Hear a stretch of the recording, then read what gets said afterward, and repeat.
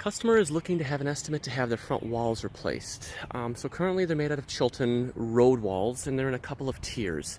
We're going to bid to take down these tiered walls, reuse the stone as much as we can, but we're going to make it random ashlar. So I'm guessing, let's say it's 50% reusable. Let's give them 50% credit for their stone. So, but assume that we have to supplement the rest of it because it is a lot of 3 to 4, a little bit of 5 in there. So. But Chilton has some fun sizes anyway. They can go up to 7 or 8 inches, so we'll be able to use a fair amount of this, and whatever we can't use we can put back in inventory because the stone in itself is in pretty decent shape. So all right, I'm gonna grab my drawing here, and I'm just going to talk about the dimensions because it's just to make sure that we're on the same page. So we're going to bid this 2 ways. The first way is to keep it in the same footprint, which is where it has tiers that you can kind of see right here. The second way is to combine the walls and to create a single wall. So that it does mean that this corner right here is going to be slightly taller than 48 inches. It's actually 53 inches.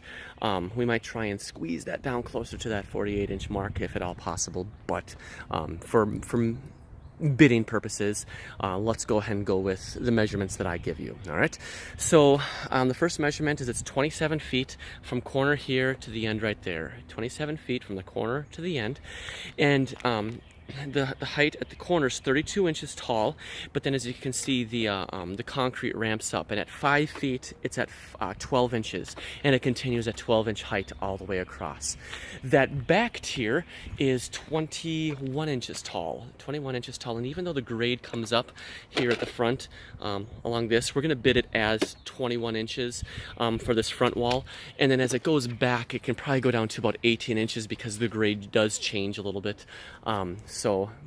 But as a whole, really it's 21 inches for all intents and purposes for the total height. So now if we pull those forward, that's where I get the 32 inches on the front plus the 21 inches on the back, and that's the 53. So now if we do pull it forward, like I say, we can probably shrink it down a little bit. If we can lose a few inches for grade, we can call it, or whatever it happens to be, to get it down to the prescribed height that is ideal. We have got 7-foot returns on each side, 7-foot returns on each side, and then over here on the left-hand side, it's, oops, I didn't say this. It is 8.5 feet. This front area is 8.5 feet, and up top it's it's 6.5 feet. 6.5 feet is what we've got up on top for the width. Over on the left-hand side, we're at 29 feet from right to left. All right, 29 feet, and it's 32 inches over here, and it is 32 inches over there, but this is a slope, so that tells me that we're going to have to do a little bit of leveling. So the 32 inches here is going to actually probably be more like 28 inches on that left side. So that's for the heights, and the back wall is 16 inches. So there, the 16 plus 32 is 48 inches. So that is going to work out better for us. So 29 feet across here.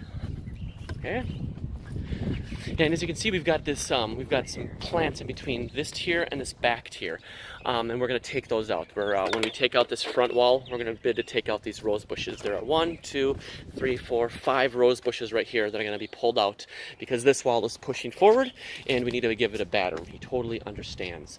So now this back tier does come across here, and it does go back another 20 feet, but this wall steps up. Okay, it steps up along here, so even it's 16 inches at the corner here, but at 20 feet it's at 0 inches. So 16 inches down to 16 inches down to 0 inches over the course of 20 feet. All right, finally, we've got this run all the way along here. It is 80 feet. 80 feet. At the corner, like I said, it's 32 inches. At 20 feet, it's at 18 inches. And then at 40 feet, it's at 10 inches. And then for the rest of the way, it goes from 10 inches down to about 8 inches at the end here. So this is basically going to be 2 courses, not dissimilar to what they have here.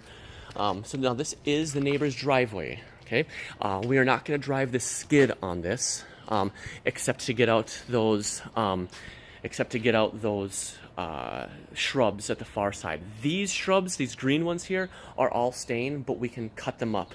Well, cut them up within reason. I don't want to be hacking up 6 feet up, but enough that we can get in here and work in this area. So this area along here is going to be manually dug out, but fortunately there's stones, so we just have to dig back a little bit.